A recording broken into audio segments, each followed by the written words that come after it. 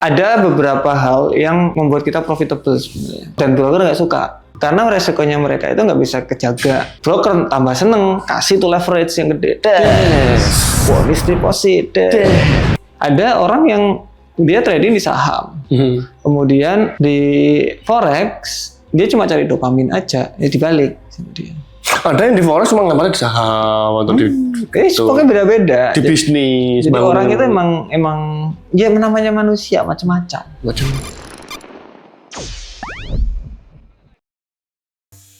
Wah, lama banget nggak ketemu Mas. Siap. 3 minggu nggak ngetik kayak gini kita. Kemana aku ya? 3 minggu Jogja, ke Surabaya, proyek 3 minggu loh. Gini Siap. Mas, aku Ya apa? kayak kelamaan deh trading kayak pelan-pelan itu Mas aku. Mas.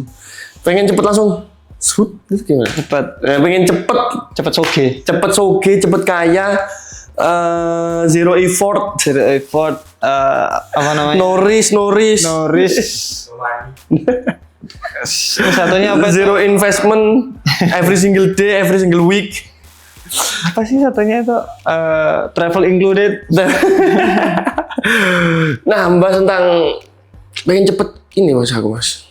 Trading cepet, wah bud tuh. Resikonya digedein bisa nggak sih? Resikonya apa sih Mas? 1% Mas? Sebenarnya kenapa kok resiko itu kita harus gede-gedein dan lain-lain? Itu sebenarnya gara-gara IB itu sebenarnya. Dari dulu itu. Iya, gara-gara IB. Kenapa ya? Biar bisa dapat lebih banyak. Kalau trader yang asli, trader yang memang untuk jangka panjang itu kecil. Oh, berarti aku sudah bener nih jangka panjang kayak gitu ya, 1%. Iya. Tapi kalau biar serut itu gimana Mas? Serut? Berarti kamu harus meresikokan lebih besar lagi. Anjay. Biar apakah kamu berani meresikokan? Contoh 10 juta, ya hilang gitu. Kalau untung dapat 20. Oh. Biar cepet membawa tepak. Iya, tepaknya apa? Broker katanya. Itu menarik sih Mas. Soalnya selalu menggunakan risk per trade mungkin bisa besar. Kalau Mas Rizky gimana? Pernah nggak pakai resiko per trade-nya besar? Ya challenge itu yang foto kita di My Effect Book atau di Setra belum ada ya? Ya di My Effect Book berarti itu resiko besar.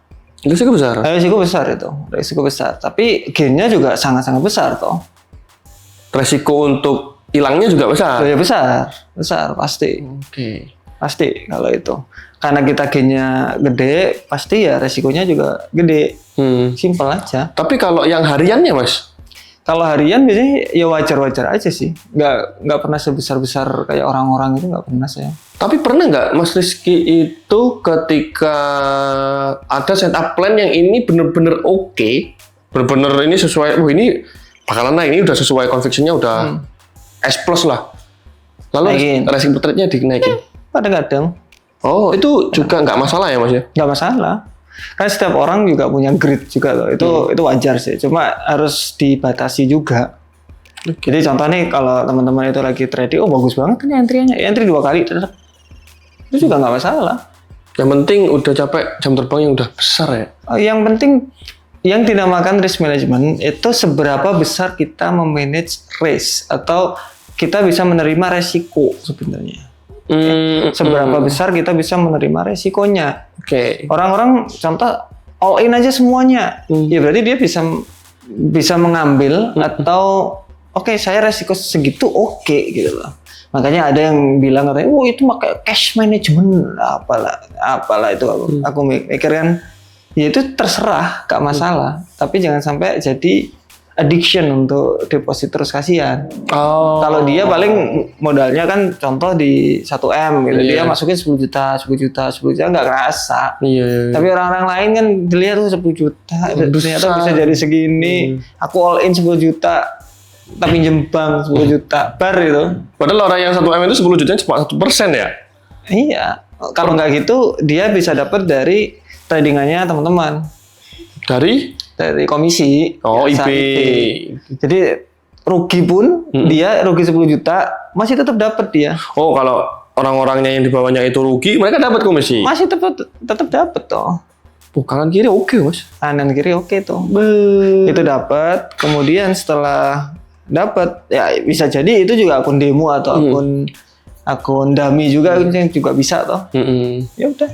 Tapi kalau Mas Rizky sendiri pernah nggak ngeresikoin kayak 30 hari nih lebih dari 1%? 30 hari. Atau ya mungkin dalam skala waktu tertentu lah. Kadang-kadang sih layer. Biasanya kan layer. Oh itu sering nggak sih? Sering. Tapi menurutku aman-aman aja sih ya. Kalau tetap resikonya kecil banget Mas Rizky ya. Iya, kalau itu tetap lumayan sangat kecil karena kita ada beberapa hal yang membuat kita profitable sebenarnya. Dan broker nggak suka. Oke. Nah di situ yang pertama ini trader yang bisa jangka panjang untuk profitnya Sering WD. kecil. Oh. Trader yang resikonya kecil banget. Dia mau di model A, B, C, D, E sama broker nggak pengaruh. Contoh, modal kita 1M, lotnya 0,01. Klik. Broker mau naikin, turunin, konsolidasi, sembarang sama dia. Di bawah, dia beli lagi. Tuk, naik. Udah. Close trade. Udah profit dia. Tapi menurutku menarik sih mas, kalau resiko itu seumpama kita naikkan di 2% atau 3% nih, kan enak tuh, bisa tiba-tiba dapat 1/2, 6% aja. Ya balik lagi, yang aku bilang tadi broker itu kebanyakan trader yang bisa jangka panjang itu yang resikonya kecil, yang nggak bisa dimain-mainin sama broker itu resikonya kecil.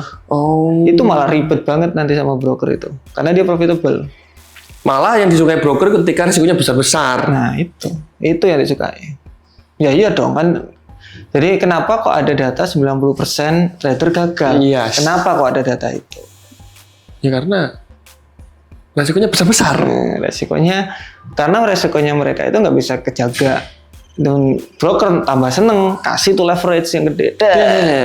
Bonus deposit. $10 jadi 10M. Kemudian wis habis aku modalku habis semua, nggak punya lagi. Hajar sama IB. Ngejual akte. Karena balik lagi. Entah udah dikuras habis. Ini selesai, lanjut lagi. Next.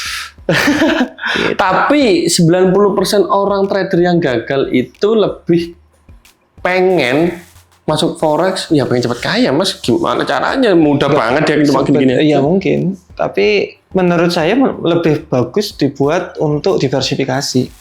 Kalau sekarang IHSG lagi merah, ya Bitcoin lagi bearish market banget. Terus mau kemana tradingnya? Forex, karena bisa, kalau kita bisa derivatif lah, atas bawah. Nggak ngaruh ya. Market mau naik turun nggak terserah. Naik kita profit, bawah kita profit. Anjay. Tinggal di makanya orang lagi tertarik nih sekarang ke forex. Lagi rame-ramenya juga gencar-gencarnya di forex. Kita udah lama maksudnya. Iya. Tapi sekarang orang-orang udah mulai ini, udah shifting mau. Ayo, soalnya semua lagi merah. Iya, kayak merah. Jadi kalau sekarang sih ke forex sama Piala Dunia ya. Piala Dunia. Portugal udah pulang. Waktunya ke Inggris atau Argentina, Prancis mas. Oh iya, Mas Rizky pernah ngalamin fase bosen nggak sih mas? Pakai 1% per trade. Aku udah ngalamin fase di bosen nih mas. Gimana? Bosen pasti bosen ya. Ya, mau kira aku kena ngapain kok buka-buka. 1% per trade tuh bosen mas. Makanya kenapa kok aku buka usaha banyak banget? Karena bosen kan. Kemarin tuh ketemu sama adalah temen dari Surabaya loh. Itu aku lihat Mas Sama udah bosen. Oh iya aku bosen aku.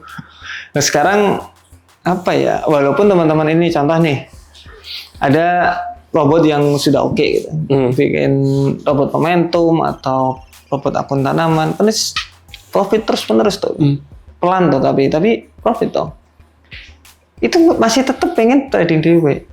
Iya, masih tetap pengen trading dewe. Biar mengatasi kebosanan. Kalau nggak gitu terus aku harus ngapain ini, nggak ada yang tak pegang-pegang gitu. Iya benar banget mas. Kalau di aku mungkin ya bisnisnya lumayan banyak toh, jadi sibuk muter. Nanti waktu di depan layar kita trading. Makanya tadi ada call momentum juga toh kita. Woi momentum. Aku belum bangun nih jalan. Aku belum bangun habis nonton Piala Dunia tadi pagi. Gitu biar kita nggak bosen aja. Iya, ngerasain 1% per trade itu benar-benar bosen sih mas. Aku ngerasain bosen pengen naikin risknya sih. Tapi berarti ketika naikin risk kita nggak bisa asal ini mas ya. Sembarangan entry. Aku 1% per trade kan semuanya entry TP.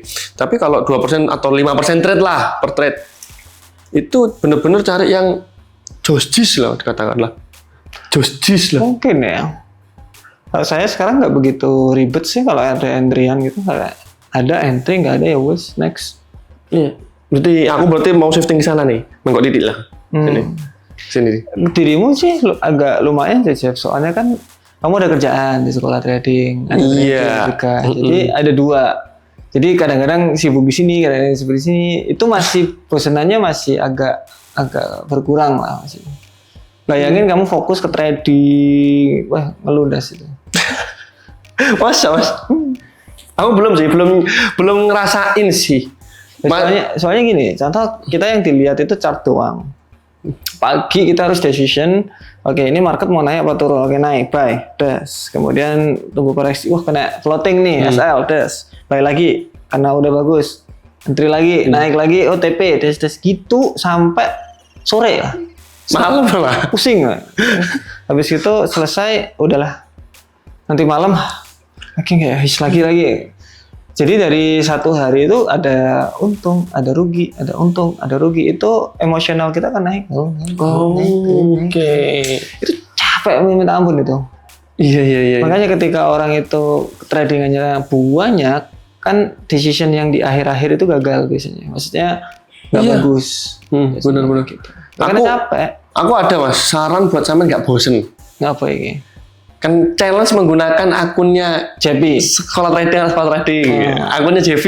Akunnya JP. Pakai akunnya JP Mas Tama. sehari tok. Besok akunnya Badi. Besok akunnya Fajar. 30 hari gimana progresnya? Kenapa nggak kalian copy aja threadku kan beres tuh.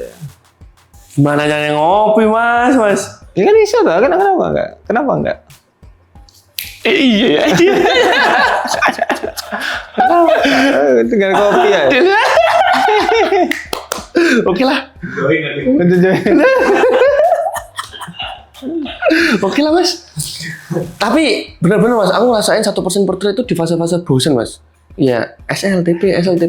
Tapi ya catatan bulanan akhirnya ya tetap profit. Nah mas Rizky itu biar nggak bosen. Ini buat teman-teman yang ini mas, teman-teman yang udah agak sedikit advance lah. Kalau yang baru-baru kan 1% tuh ditekan banget tuh. Kalau yang udah lumayan 1%, ya biasanya mereka udah money management masih tetap ada. Jadi akun porto itu gede tetap ya jalan. Yang kecil-kecil, contoh 10 juta, 5 juta itu challenge buat dia. Biar seru aja. Iya. Buat hidupnya biar lebih berwarna lagi. Kalau nggak gitu dia bikin usaha apa lagi. Jadi di trading future atau CFD di sini itu dapat uang kan agak lumayan tuh. Kalau diputer aja di situ bisa. Tapi bagusnya itu diambil. Oke. Diambil buat nggak tahu. Kadang-kadang ada yang ditaruh di saham, kalau saya di bisnis, kayak model kayak gitu dah. Wow. Kalau diputar di situ aja ya pusing nanti. Iya mas, aku juga ngerasain mas. Kayak nontonin chart itu pusing mas, capek kayak kepala jam 1 itu udah teng. Siapa tahu. Ngeliatin chart, bikin berita, terus ada Discord, teng. Kayak ternyata gini jadi mas Rizky. Next mas Rizky mau ngapain nih? Apanya ini? Menghilangkan kebosanan di trading. What you doing next? Apa ya, challenge kemarin kan sudah tuh katanya orang-orang minta ayo mas challenge lagi, sibuk. Mas terakhir challenge kapan mas? Iya, bukan masalah itu ya. Itu butuh waktu yang lumayan soalnya. Dulu kita pernah challenge yang ketiga kalau nggak salah. Itu aku lagi bangun itu. Oh, Mas Rizky itu challenge terakhir itu yang bikin video di dalam indoor cafe yang ada.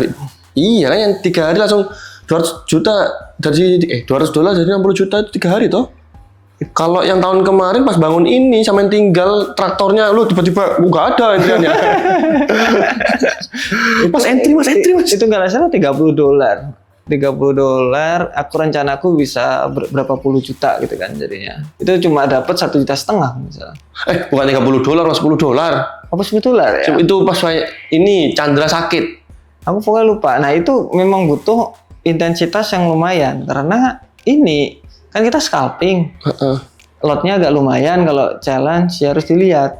Nah itu kemarin telepon itu ukang ini ya udah nggak bisa. Apalagi sekarang kita bangun beberapa nggak cuma satu toh.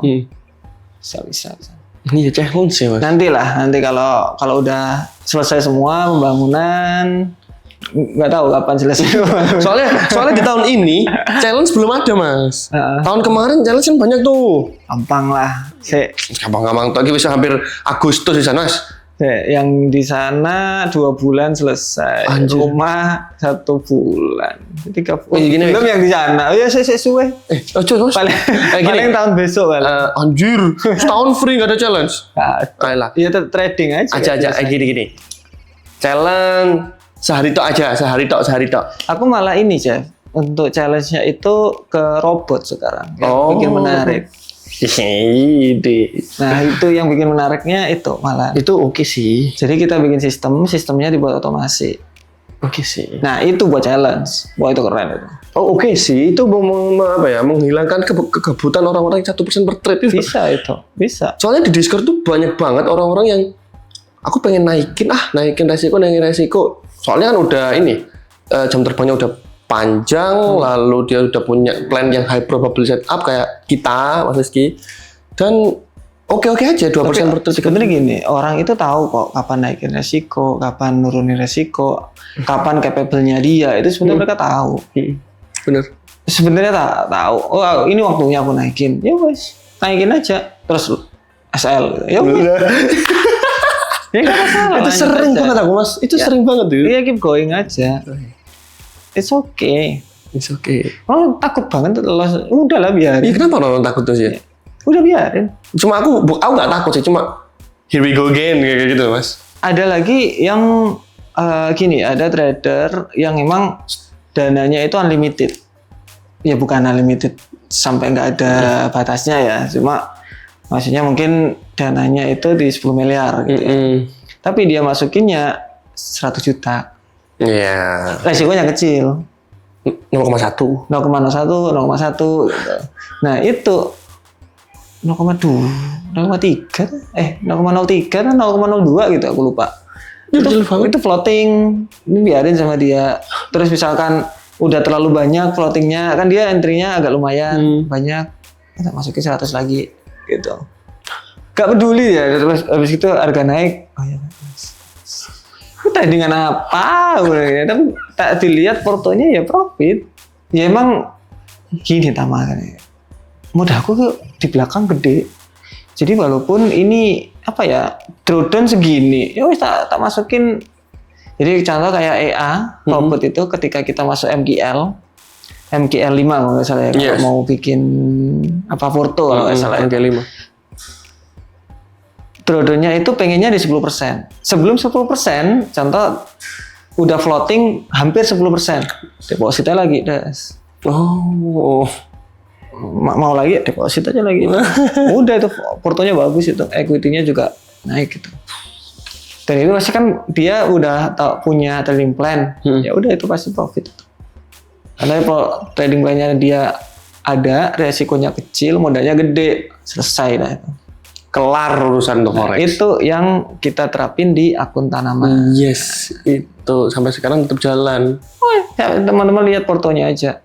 Kita bikin AI ya, itu karena ya fase kebosanan mas ya. Fase kebosanan trade. Jadi kalau manusia itu biasanya ketika kita itu ada di atas gitu ya, itu pasti bosan. Turunin lagi. Dengan cara sesuatu yang baru lagi. Kalau diturunin karena di losing tuh? Bukan mas, bukan gitu mas. Jadi contoh nih, trading seru-serunya itu waktu awal-awal dulu.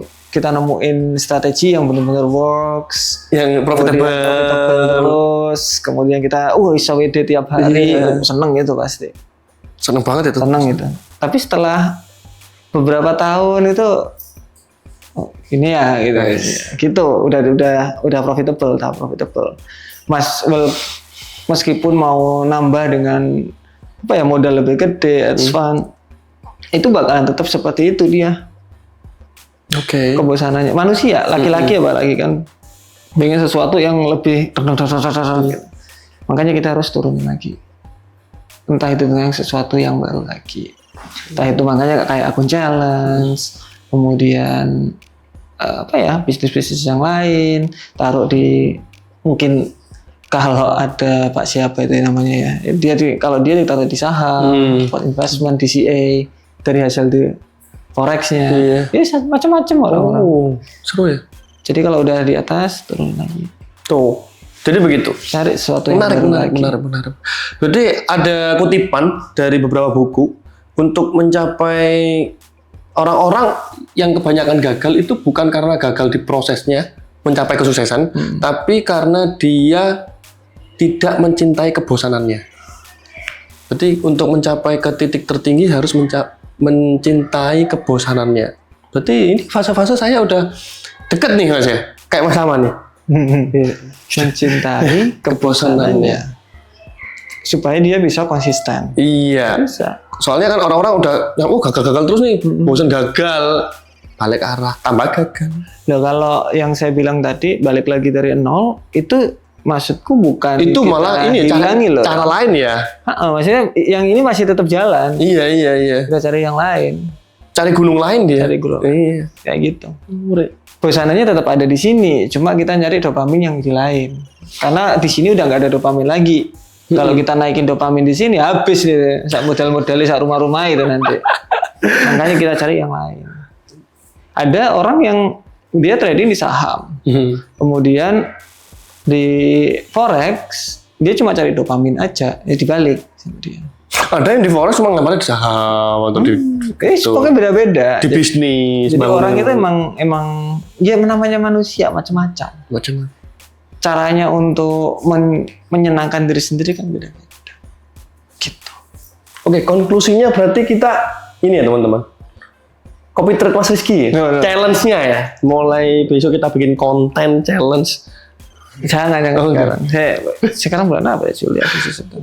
Loh, enggak. Bukan sama si challenge, Mas. Januari paling misalnya. Bukan sama si challenge, Mas. Apa? Kita yang challenge.